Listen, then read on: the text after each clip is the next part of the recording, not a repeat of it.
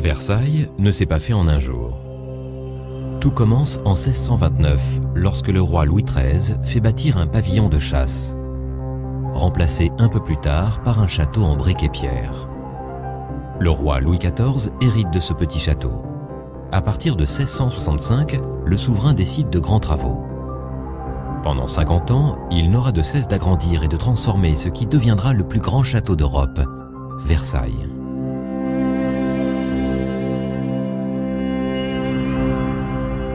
L'architecte Louis Le Vau réalise 2 grands appartements en symétrie pour le roi et la reine.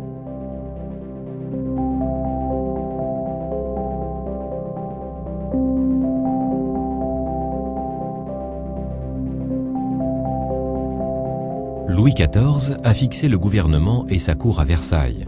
Après une nouvelle campagne de travaux, Jules Hardouin-Mansart remplace la terrasse qui domine le parc par la galerie des glaces qui devient le grand espace de réception et d'apparat de la cour.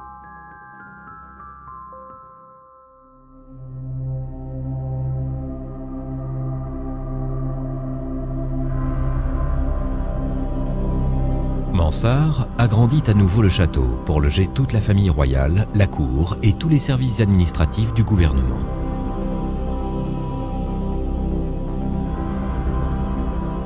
Avec le personnel de service, des cuisines, des écuries, environ 10 000 personnes s'activaient en permanence autour du palais.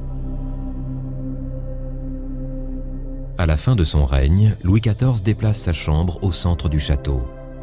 Cette chambre rythme les cérémonies de la journée du roi et la vie de tous les courtisans de Versailles. Dominant l'ensemble des bâtiments, une chapelle royale est enfin érigée par Mansart à l'échelle du château. Lorsque le roi Louis XV s'installe à Versailles, il rompt avec l'étiquette stricte dictée par la cour. Il fait aménager de petits appartements pour plus de confort et d'intimité.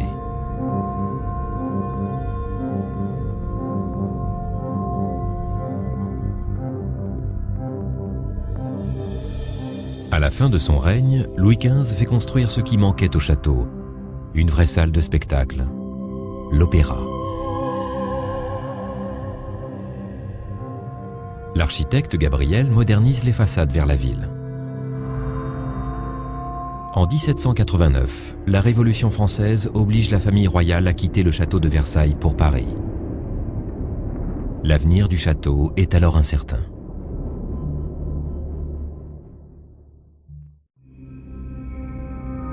À la Révolution, la grille royale, symbole d'absolutisme, est détruite.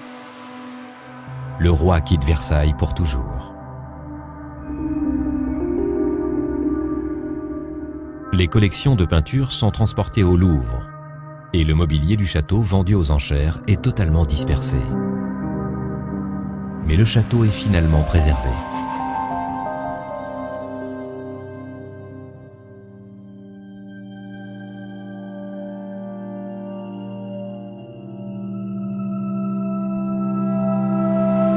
Sous le Premier Empire, Napoléon fait réaménager le Grand Trianon pour y séjourner à la belle saison. Un peu plus tard, Louis XVIII rétablit la symétrie du château en érigeant le pavillon du Four.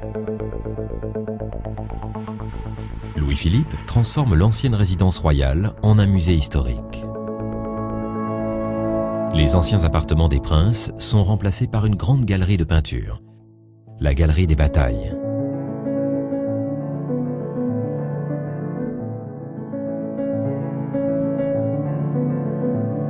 À ses débuts, la République française prend possession de Versailles. Elle fait aménager la salle du Congrès qui peut accueillir l'Assemblée et le Sénat. Le Versailles d'aujourd'hui est le fruit de cette longue histoire. Ancien palais royal aux collections prestigieuses, musée historique, palais de la République. C'est également un lieu vivant qui accueille fêtes et spectacles qui éblouissent comme sous Louis XIV les visiteurs du monde entier.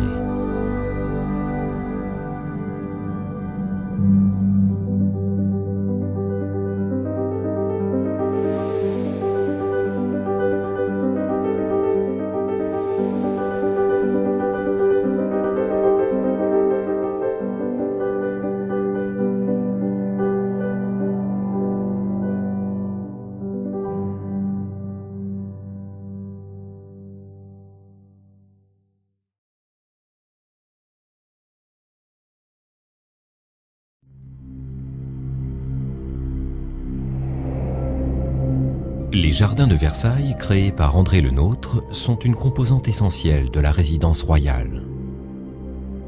Ils entourent le château sur 3 côtés. L'axe est-ouest devient dès les années 1660 la grande perspective. Aux abords du château, ils sont constitués de parterres animés de fontaines. Ils sont prolongés par des allées ouvrant sur des bosquets aux effets d'eau et de verdure surprenants.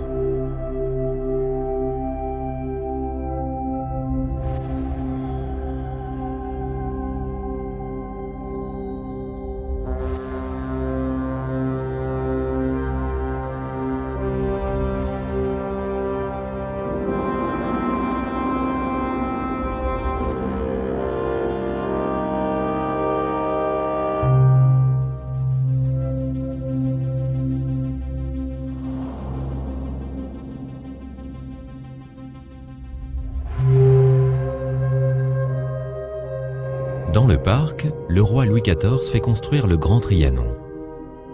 Il y vient en famille pour se rafraîchir en été et fuir l'effervescence de la cour.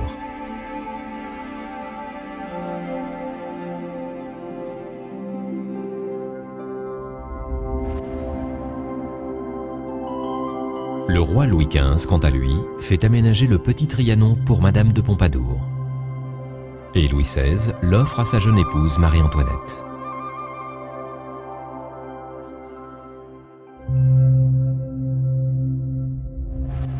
La reine fait réaménager les jardins à l'anglaise et construire un hameau original composé de chaumières rustiques.